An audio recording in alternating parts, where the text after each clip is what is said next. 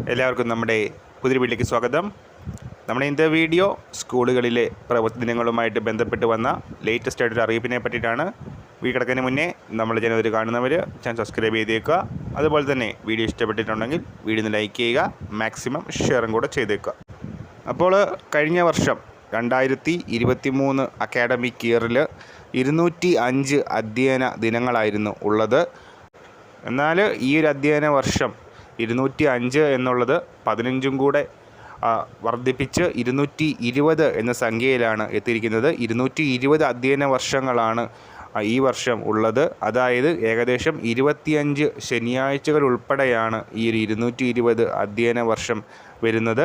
കഴിഞ്ഞ വർഷത്തേക്കാൾ ഏകദേശം 16 ശനിയാഴ്ചകൾ ഈ ഒരു വർഷം പ്രവൃത്തി ദിനങ്ങൾ കൂടുതലായിട്ട് വരുന്നുണ്ട്.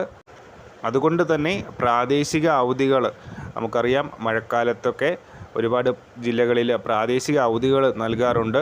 സോ അങ്ങനെ അവധി ലഭിക്കുന്ന സ്ഥലങ്ങളിൽ ചിലപ്പോൾ എല്ലാ ശനിയാഴ്ചകളിലും ക്ലാസ് ഉണ്ടാകാനുള്ള സാധ്യതയുണ്ട്. അതിന് കൂടുതൽ ഡീറ്റെയിൽസ് നമ്മുടെ വെരി മീഡിയസ് ഉൾപ്പെടുന്നതാണ്. ഈ ഒരു കാര്യം പറയാൻ നമ്മൾ ഇന്നത്തെ പുതിയ വീഡിയോയുമായിട്ട് ഉടൻ തന്നെ കാണാം.